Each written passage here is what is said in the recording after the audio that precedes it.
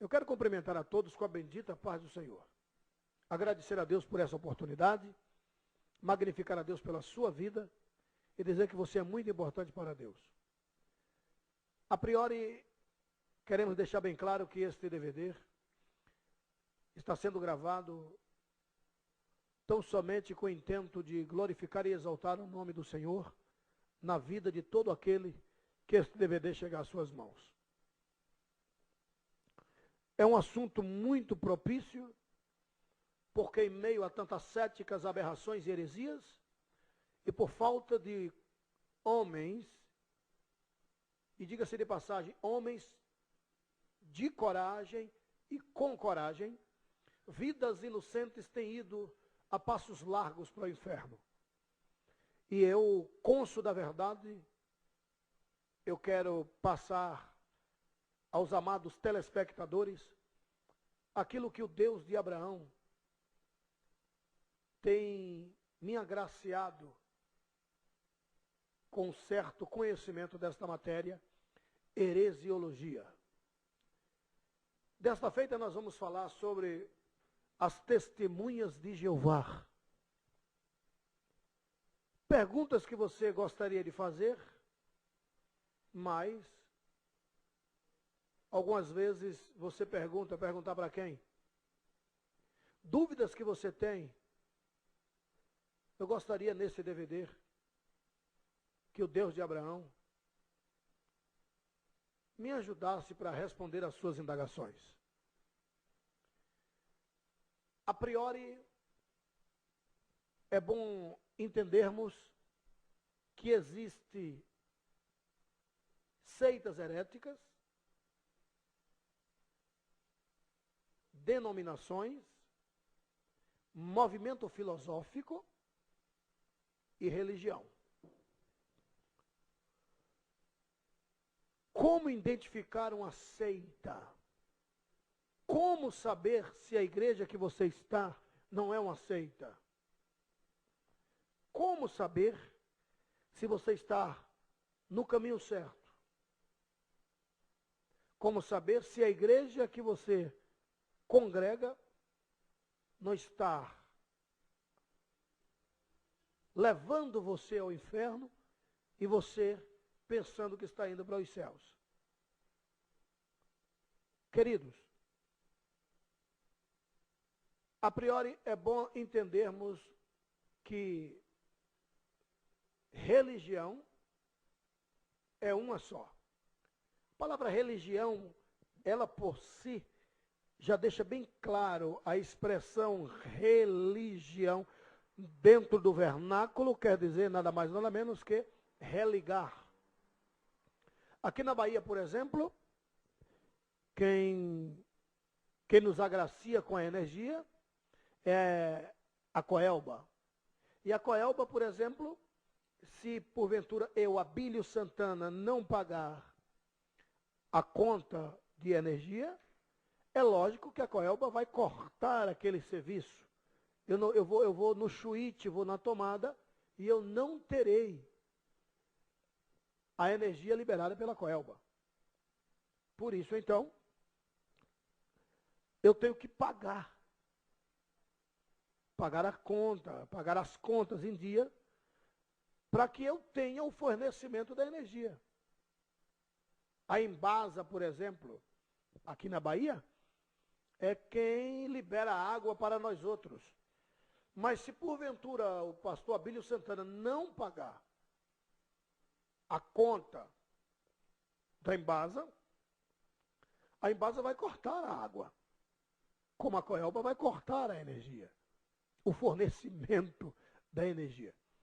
Uma vez quitando, pagando as contas tanto da Embasa quanto da Coelba, é lógico que a Coelba e a Embasa vai vir à minha residência e vai fazer uma religação, vai religar. Ou, em outras palavras, vai fazer uma religião. A palavra religião quer dizer religar. É bom entendermos e lembrarmos que nós estávamos desanexados dos céus, estávamos desligados dos céus. E Jesus veio e nos religou. Então, religião é uma só, que é Cristo. Quem é a minha religião? É Jesus. Quem é a minha religião? É Cristo. Ele religou o homem a Deus. Então, não dá certo quando eu, assembleano, digo a minha religião é a Assembleia de Deus. Não está certo quando você, batista, diz a minha religião é a Igreja Batista. Não está certo quando você, do Evangelho Quadrangular, diz a minha religião é o Evangelho Quadrangular. Não está certo quando você, que é metodista, diz a minha religião é metodista. Você, da Deus é Amor, da presbiteriana. Enfim, não está certo quando você diz a minha religião. A sua religião, querida, a sua religião, querido, é Cristo. A sua denominação, sim, é que é batista, metodista, denominação. Mas a sua religião é Cristo. Ok? Porque Cristo nos religou a Deus. Isto é religião e denominação. Movimento filosófico. É aquele movimento que surgiu de uma filosofia, fruto da filosofia de um homem. E os seus seguidores seguem a filosofia de Buda, por exemplo, de Confúcio, por exemplo. Temos muitos outros exemplos. Sheshanuye segue a filosofia de Tairu Taniguchi, os Hare Krishnas, e assim vai, né? Movimentos filosóficos. Agora, seita. A seita, ela lê a Bíblia, usam a Bíblia como apoio, andam, na sua maioria, como cristão, falam até como cristão, até professam que Jesus é o Senhor, mas negam a sua eficácia. A seita, ela parece com a igreja de Cristo. A seita parece com a família de Jesus. Mas não é de Jesus. Por quê? Porque não segue o que Jesus diz. Segue a interpretação errônea do fundador da seita. Usam a Bíblia? Usam. Mas ele segue a interpretação do fundador da seita. Ainda que aquele fundador já morreu. Mas os seguidores perduram, persistem em acreditar no ensinamento deixado pelo fundador da seita. E aí vem Testemunho de Jeová, que é o que nós vamos abordar daqui a pouco. Aí vem Cristão no Brasil. Aí vem os Adventistas do Sétimo Dia. E muitas outras seitas que seguem o que diz o fundador e não o que diz as Escrituras. Usam a Bíblia? Usam, mas dão a interpretação errônea das Escrituras. E não a interpretação segundo a hermenêutica, segundo a exegese bíblica. Seitas, usa a Bíblia, parece conosco, parece com a gente, evangélicos, parece a linguagem até, parece ser linguagem evangélica, as vestes até parecem vestes de evangélico, mas não são evangélicos. Professam aquilo que ensina os seus fundadores, ou os fundadores daquela seita, e não o que diz as Escrituras Sagradas. Exemplo, Testemunho de Jeová, por exemplo. As testemunhas de Jeová, como é conhecida, como é apelidado, eles não seguem o que diz as Escrituras. Eles seguem o que diz o fundador. E o fundador dessa seita, o nome dele era Charles Tazel Russell. Russell, para quem não sabe, ele era evangélico. E evangélico de uma igreja muito respeitada nos Estados Unidos das Américas. Russell, ele nasceu em um lar presbiteriano, no estado da Pensilvânia, estado que já tive o privilégio de pregar o evangelho do Senhor Jesus Cristo.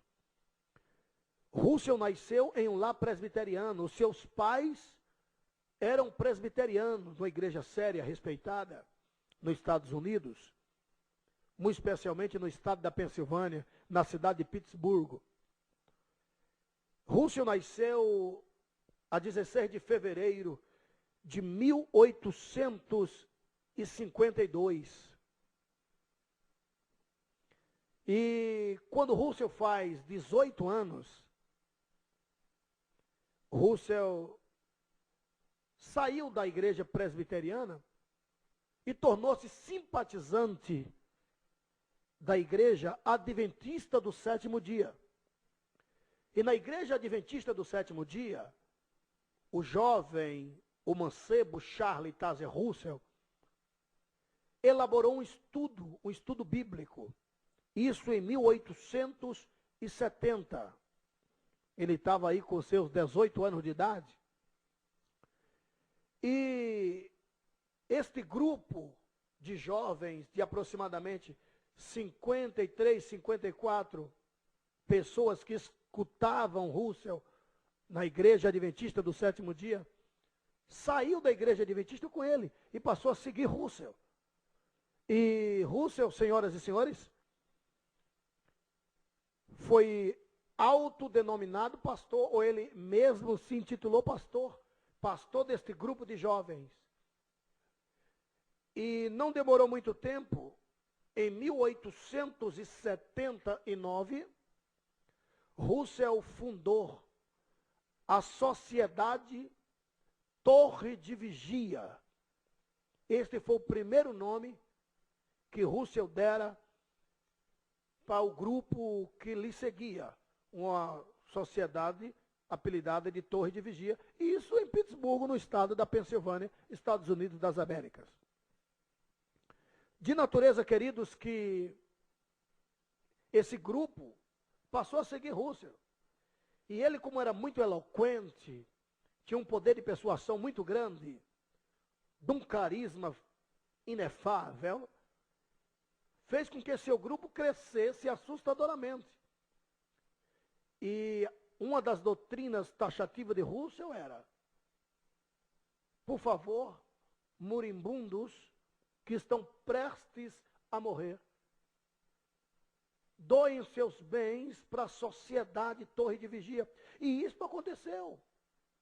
Russell viu-se muitas vezes em apuros na justiça norte-americana, por conta de ações movidas por familiares de alguns moribundos que vieram a morrer e doaram, foram persuadidos, foi ludibriado, esta é a expressão, por Russell, a doarem os seus bens à Sociedade Torre de Vigia.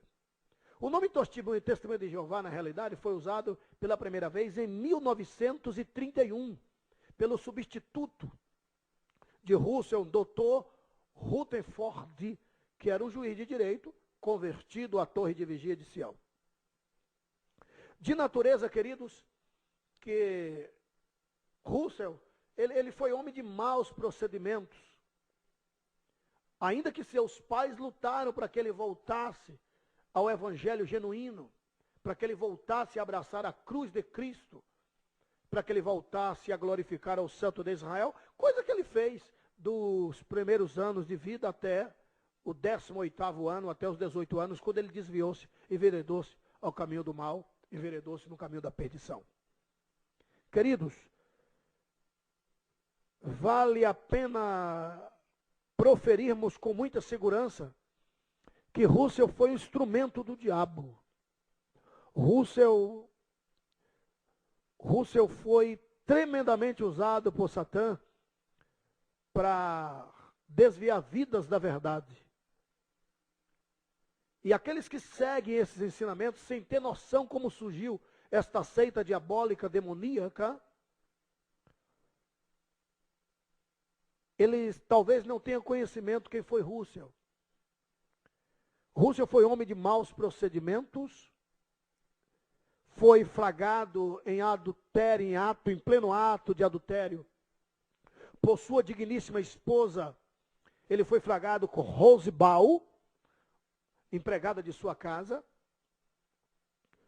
Esta mulher, não aguentando mais, separou-se dele.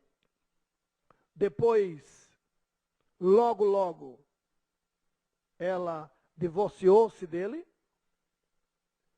Russell moveu uma ação judicial contra um ministro do Senhor, um santo pastor reverendo J.J. Rose, que era pastor da Igreja Batista em Hamilton, no Canadá. E ele moveu esta ação contra o reverendo J.J. Rose por conta de uma ira, uma ira demoníaca. Então, somente porque o reverendo J.J. Rose estava sendo próbulo, estava sendo taxativo, estava sendo verdadeiro em dizer as verdades que, ora, eu estou dizendo para os senhores através deste vídeo. E o reverendo J.J. Rose achou por bem colocar isso num panfleto e distribuiu esse panfleto por toda a América, por todos os 3 países que compõem a outra América: Canadá, Estados Unidos e México. E Russell, movido de uma ira demoníaca, levou o reverendo J.J. Rose, porque deste panfleto, até o tribunal. E sendo defensor do reverendo J.J. Rose, o advogado Stallington fez algumas indagações ao falso profeta, ao enganador, a saber, Charles Taze Russell.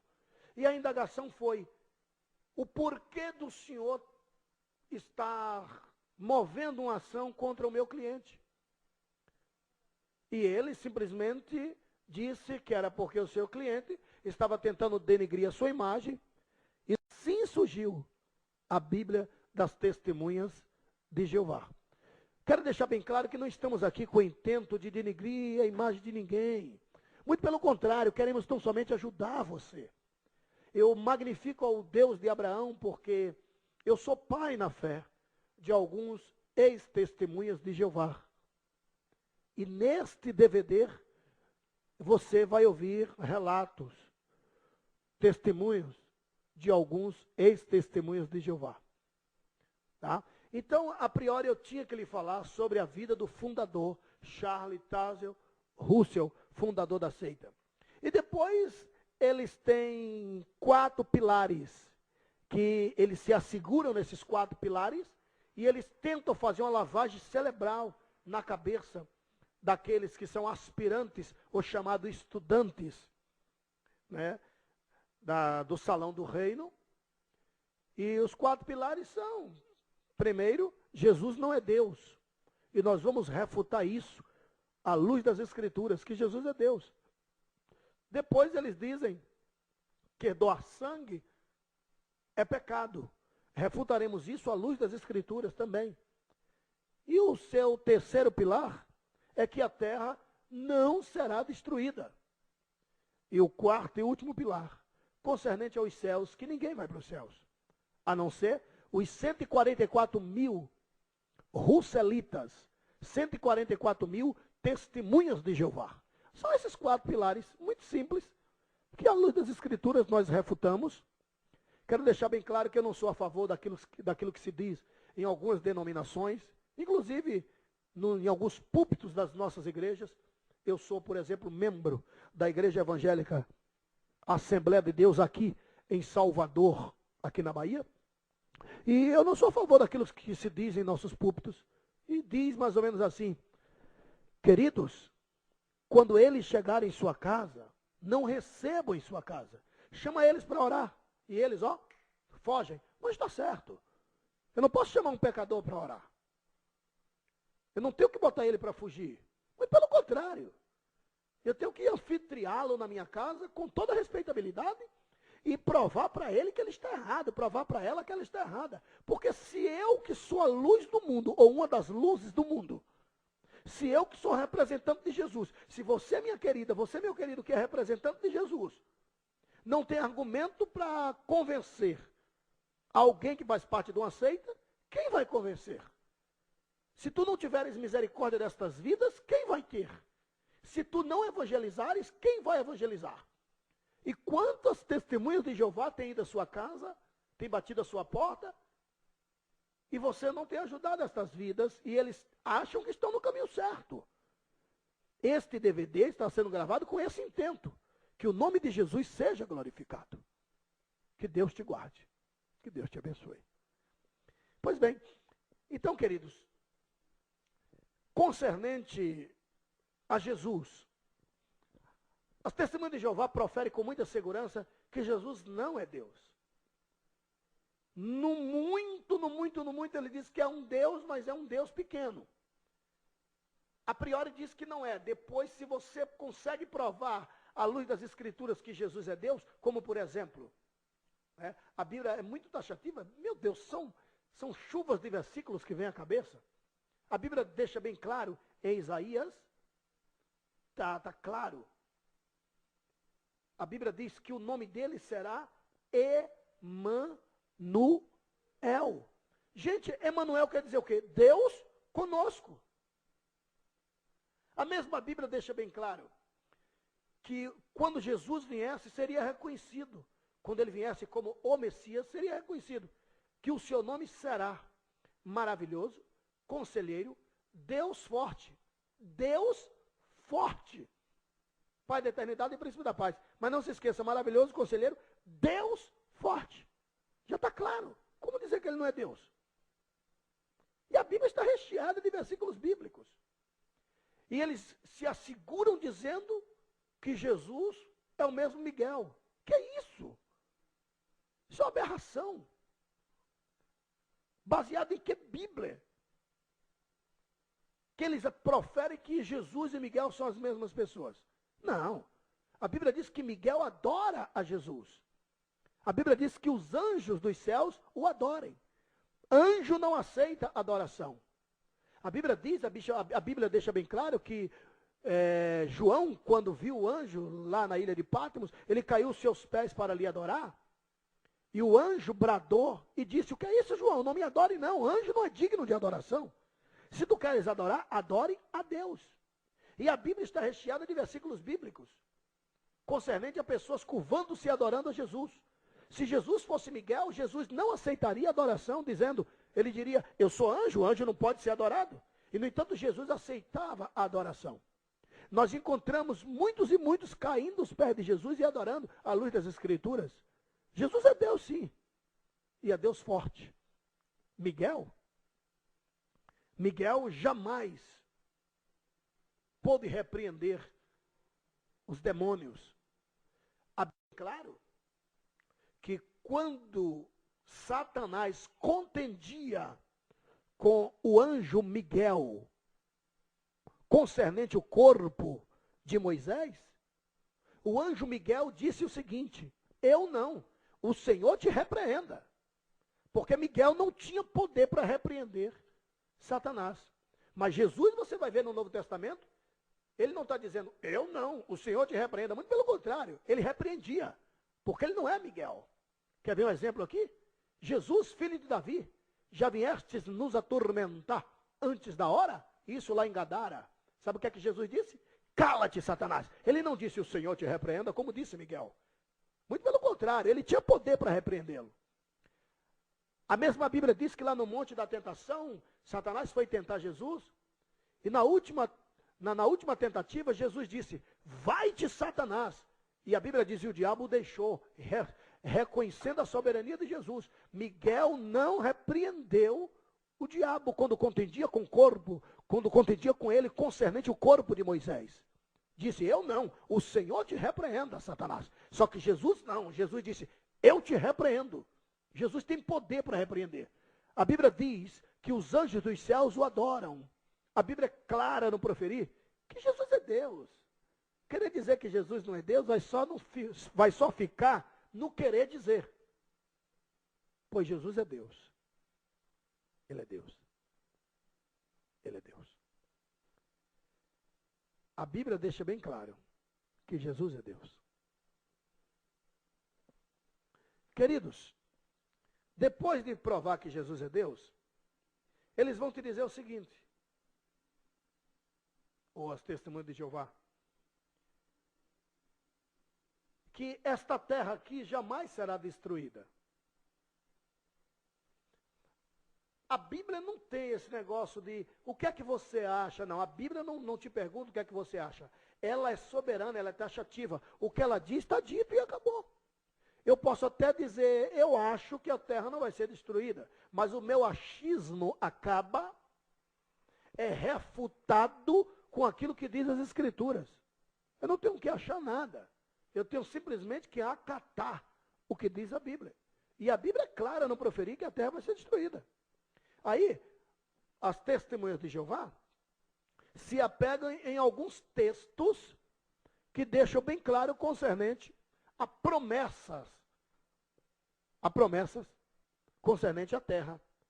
Aí eles leem Salmo 37, versículos 9, versículo 11, lê Salmo 37, versículo 29. Aí as testemunhas de Jeová se baseiam em Salmo 115, versículo 16, aquela expressão do próprio Jesus em Mateus capítulo 5, versículo 5, e aí profere com toda segurança de que a terra não vai ser destruída.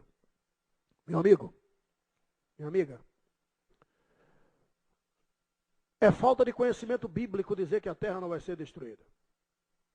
Ainda que eu te prove alguns outros versículos, você vai refutar, se porventura você é TJ, ou simpatizante ao Salão do Reino, vai refutar por conta desses versículos que eu te disse, que é a chave para as testemunhas de Jeová proferirem que a terra jamais vai ser destruída. Pois bem, todos esses versículos que ora eu acabei de proferir, de Mateus 5:5, de Salmo 37, de Salmo 115, é bom você entender que são expressões de israelitas, inclusive de Jesus, como patriota, como israelita. Não se esqueça, queridos, que Deus chegou lá na Mesopotâmia, que hoje é o Iraque, e chamou um casal, cujo nome era Abrão e Sarai. E ele fez promessa dizendo, vinde, e de você eu vou fazer uma grande nação. E Abrão e Sarai obedeceram, foram seguindo ao Senhor Jeová. Até que chegou nas terras de Canaã, e Deus disse, você está vendo toda esta terra aqui? Eu vou dar esta terra aqui, a tua semente. Sabe as terras que eu te prometi? É essas terras que você está pisando aqui, Abraão. A tua semente vai herdar esta terra. Gente, Abraão teve um filho com Sarai, cujo nome era Isaque. Abraão, uma vez morto, Deus reitera a promessa para Isaque e diz, olha, Isaque, essas terras que você está pisando aqui, eu prometi para Abraão que eu vou dar para ele esta terra. Teu pai, Abraão, está morto, ou Abraão, nesta época, está morto. Mas eu vou honrar aquilo que eu prometi. É essas terras aqui que você está pisando. Queridos, queridas, Isaac teve 2 filhos, e Deus escolheu um dos filhos de Isaac, cujo nome era Jacó, para dar prosseguimento à linhagem que ele prometera suscitar uma grande nação a Abraão. E ele escolhe Jacó para dar prosseguimento à nação potente. E Isaac agora é morto, o filho de Abraão. Jacó agora assume, e Jacó agora está peregrinando nas terras de seu pai, nas terras que peregrinou o seu pai Isaac, nas terras que peregrinou o seu avô Abraão. E Deus aparece aparece a Jacó e reitera as promessas que fez a Abraão. Reitera as promessas que fez a Isaac, ele reitera aos ouvidos de Jacó. E de Jacó, essas terras que você está pisando aqui, são as terras que eu prometi a Abraão, teu pai. Queridos, Deus deu as terras Nós encontramos isso no livro de Juízes. Israel está tomando posse daquelas mesmas terras, porque Deus é fiel. Quando Deus promete, Ele cumpre aquilo que Ele prometeu. Ele é Deus. Ele é o Todo-Poderoso. Ele não promete para falhar. Eu nunca vi Deus ameaçando ninguém, porque ameaças falham. Deus faz promessas. Pois bem, só que quando Jesus vem, é bom você entender que as terras não mais pertencem a Israel. Quando Jesus veio, Jesus nasceu debaixo do jugo romano. O imperador mundial era o César Augusto. E Deus estava falando na pessoa de Jesus que Israel ia receber suas terras de volta. Porque eles perderam as terras para Roma. Se você retrocede o Salmo 37, você vai ver que quando Davi está falando isso, é porque os filisteus tinham tomado as terras que Deus tinha dado para Abraão. E quem oprimia Israel eram os filisteus. Você vai ler que Saul e a sua casa caiu e Israel perdeu as terras para os filisteus. Davi agora assume o trono. E Davi chega para os seus patrícios e diz que Deus ia dar de volta a terra que ele prometeu. Aí eles que não conhecem nada de Bíblia, assume o direito de dizer que refere-se a toda a superfície de terra, de mar a mar. Quando na realidade, Deus está falando da promessa que ele fez para Abraão. Os justos herdarão a terra. Deus ia tomar as terras das mãos dos algozes e hostis a Israel e ia devolver as terras que ele prometeu para Abraão. Gente, está claro. Não basta simplesmente ler. Você tem que compreender as Escrituras. Pois bem, uma vez você convencendo que eles digam, as testemunhas de Jeová, estão errados, estão enganados, eles vão ainda ficar engasgados concernente à doação de sangue. Por sinal, eu até escrevi em um dos meus livros, um livro que eu gosto muito, Heresiologia, Verdades que você precisa saber. E eu tenho um histórico naquele livro que eu falo concernente às proibições das testemunhas de Jeová. E não foram poucas, foram muitas. A priori, eles têm uma revista de circulação que é nada mais nada menos que o boletim informativo deles, que é a Sentinela. E em uma das suas sentinelas, vale a pena até ressaltarmos quando foi isso, a página que profere concernente a esta proibição. Então, na sentinela de 15 de novembro de 1967, na página 702 e até a página 704, nós encontramos um boletim informativo dizendo: morram, mas não aceitem o transplante de órgãos, tais como rins, coração, enfim. E de fato, morreram. Muita gente morreu, mas não aceitaram o transplante de coração, de rins, córneas, enfim. Queridos, só tem um detalhe muito importante. Já no dia 15 de março de 1980,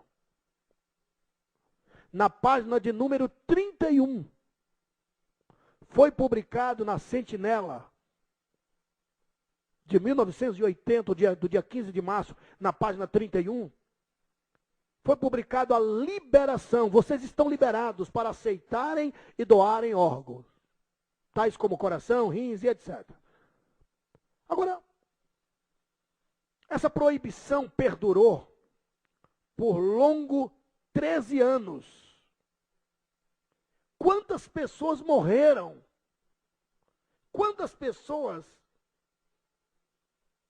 perderam de viver um pouco mais por conta de uma irresponsabilidade dos metidos a dono da vida alheia, quando a própria Constituição me dá o direito de decidir, direito de expressão, direito de locomoção. Agora vem os metidos a mandatários da vida alheia, do quartel-general, torre de vigia, e ditam as ordens, quem pode e quem não pode. E um monte de gente, desculpa a expressão, que parecem até tontos, nécios, que não examinam as escrituras, seguem o que dizem esses metidos a mandatários. Quando você segue as escrituras, você não anda em trevas. Quando você segue as escrituras, você não tropeça. Isso aconteceu com a doação de órgãos. E a vacina, quem não se lembra? Que saiu também, foi publicado em 1931. Proibido a vacina, a gente não aceita essa tal vacina.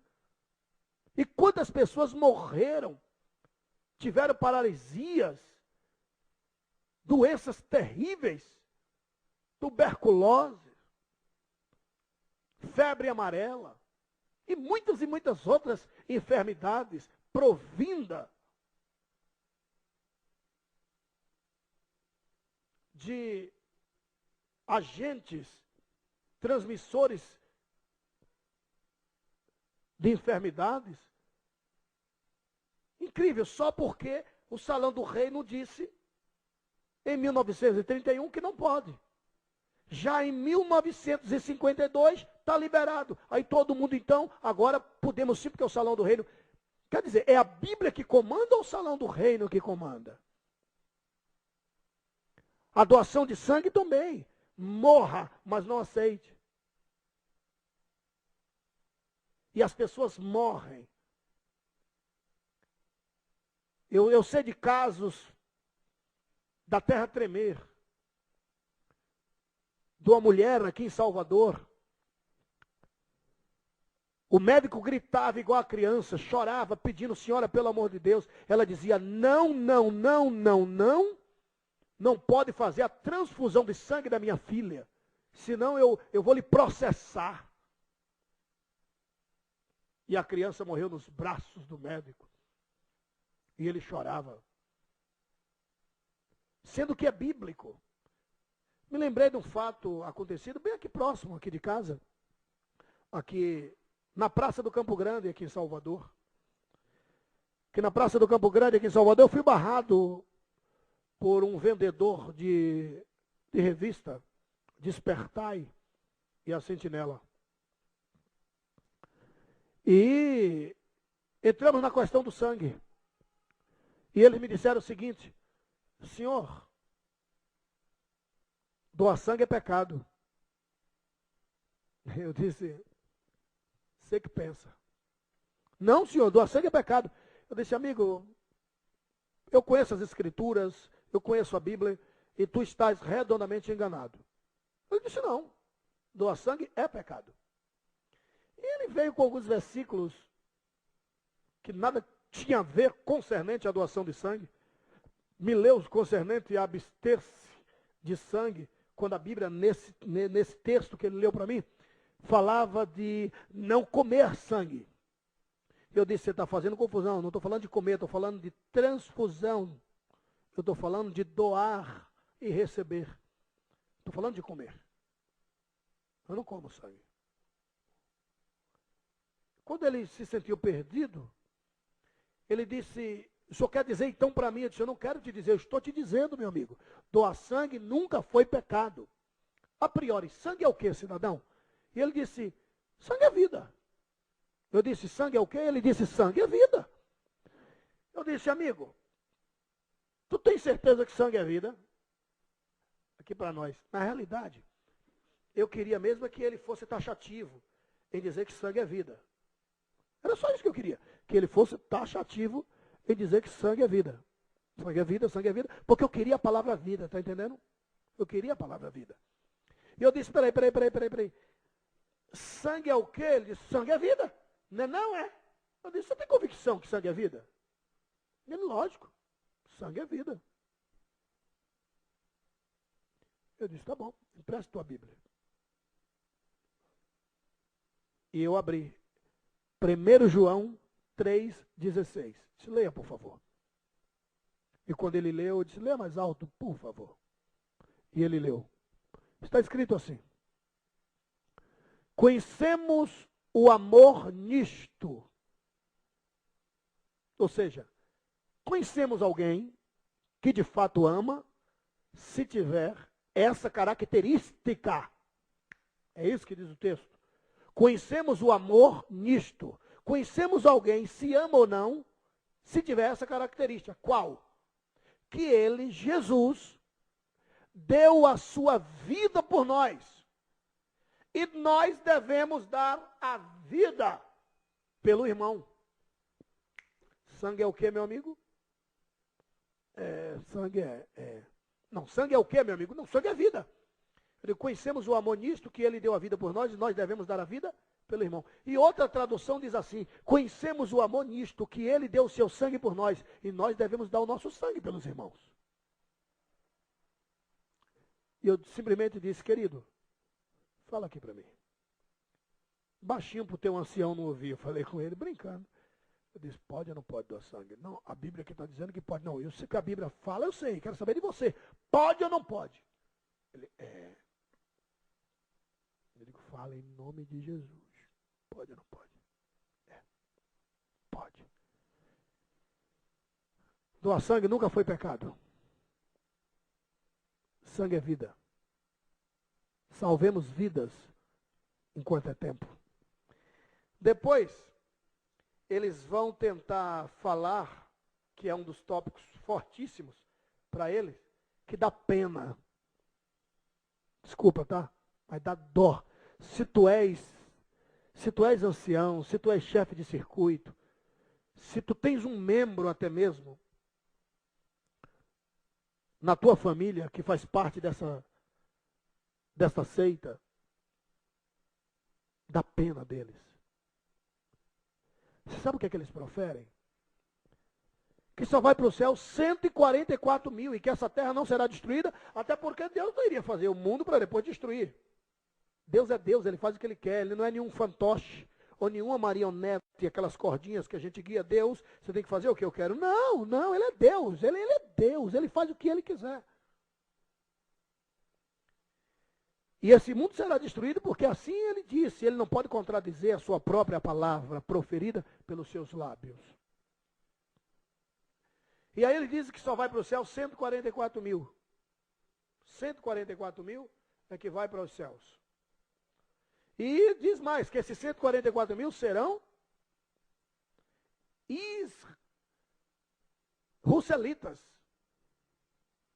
144 mil, que esses 144 mil serão 144 mil russelitas. E os demais herdará para sempre o paraíso na terra. Essa terra não vai ser destruída porque vai virar um paraíso. E sabe onde eles se baseiam? Isaías capítulo 11. Porque está escrito que o leão vai andar com o cabrito, vai pastar. A criança vai brincar com o leopardo e não vai sofrer nenhuma demolição, porque vai virar um paraíso isso aqui. Pelo amor de Deus. Isso vai acontecer? Vai. Mas isso vai acontecer, querido, no reinado milenar de Jesus. A Bíblia diz que Jesus vai reinar por 1000 anos nesta terra. A Bíblia diz que Jesus vai reinar por 1000 anos na terra dos viventes. Vai assentar-se no trono de Davi, seu pai, lá em Jerusalém. E ele vai reinar por 1000 anos aqui.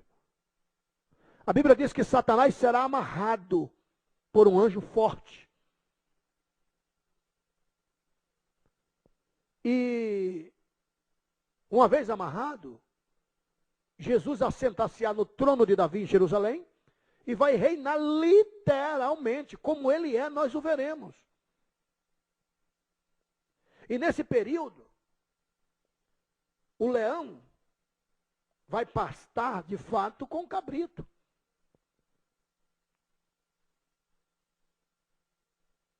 Os animais vão estar mansos. Primeiro, porque os animais obedecem ao comando do Senhor Yahvé, ao comando do Senhor Jeová, ao comando do Deus de Abraão. Como tu achas que entrou de 2 em 2 na arca noélica, se porventura não tivesse o comando divino? Como tu achas que Adão colocou nome nos animais, se porventura não tivesse o comando divino? Quando Deus está no comando, os animais estão mansos. E por que que os animais não vão estar ferozes? Ora, se Satanás vai estar preso, amarrado por 1000 anos, aí haverá paz na terra, mas só por 1000 anos. E o versículo seguinte diz que Satanás será solto por um pouco de tempo, e a terra será toda alvoroçada. Haverá sim esta paz, mas simplesmente por 1000 anos. A terra será destruída por um incêndio mundial, diz a Bíblia. Permita-me eu ler esse texto para você. E vi descer do céu um anjo, que tinha a chave do abismo, e uma grande cadeia na sua mão. Ele prendeu o dragão, a antiga serpente que é o diabo, Satanás, e amarrou por 1000 anos, e lançou-o no abismo, e ali o encerrou, e pôs selo sobre ele, para que mais não enganasse as nações, até que os 1000 anos se acabassem. E depois importa que seja solto por um pouco de tempo.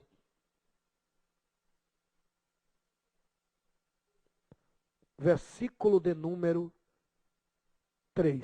Apocalipse, capítulo 20, versículos 1, 2 e 3. Permita-me que eu leia também os versículos 7, que diz assim: e acabando os 1000 anos, Satanás será solto da sua prisão e sairá e enganará as nações que estão sobre os 4 cantos da terra, Gog e Magog, cujo número é como areia do mar, para as ajuntar em batalha. Então, isto aqui vai acontecer? Vai. Satanás vai ser preso por 1000 anos, conforme eu te disse. E uma vez preso, e aí você observa que começa o milênio de Cristo. Leia com mais cautela, posteriormente. Apocalipse capítulo 20, leia o versículo todo, e você vai ter noção de que Isaías capítulo de número 11 é uma profecia liberada pelo nobre profeta Isaías concernente ao milênio de Cristo, que a paz vai haver quando Apocalipse se cumprir. Ainda que os escritores viverem em épocas distintas, mas Isaías está falando do milênio de Cristo. E não o que pregam os seguidores de Russell, que esta terra jamais será destruída, porque viverá para sempre no paraíso aqui na terra, e 144 mil é que serão assinalados e subirão aos céus. Agora, o que mais me dói, e que dá até pena, como eu vinha proferindo antes, é que ele diz que esses 140 são russelitas. Ou seja, são seguidores de Russell. Que esses 144 mil são 144 mil testemunhas de Jeová.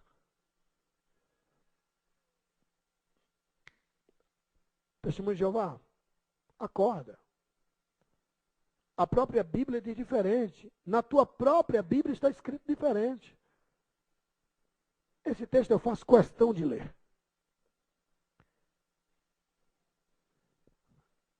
Apocalipse, capítulo de número 7, e os versículos 4, 5, 6, 7 e 8. Diz assim: E ouvi o número dos assinalados, e eram 144 mil assinalados de todas as tribos dos filhos de Israel. Onde é que está escrito aqui testemunha de Jeová, russelitas? De Israel. E diz mais, da tribo de Judá havia 12 mil assinalados. Da tribo de Rubens, 12 mil assinalados. Da tribo de Gade, 12 mil assinalados. Da tribo de Azé, 12 mil assinalados. Da tribo de Naftalim, 12 mil assinalados. Da tribo de Manassés, 12 mil assinalados. Da tribo de Simeão, 12 mil assinalados. Da tribo de Levi, 12 mil assinalados. Da tribo de Isacar, 12 mil assinalados. Da tribo de Zebulon, 12 mil assinalados. Da tribo de José, 12 mil assinalados. Da tribo de Benjamim, 12 mil assinalados. 144 mil o total. Mas nenhum testemunho de Jeová. Agora, olha o que diz o versículo 9. Depois dessas coisas, olhei, diz o evangelista São João, e eis que uma multidão, a qual ninguém podia contar. Eu estou aqui. Eu faço parte dessa multidão.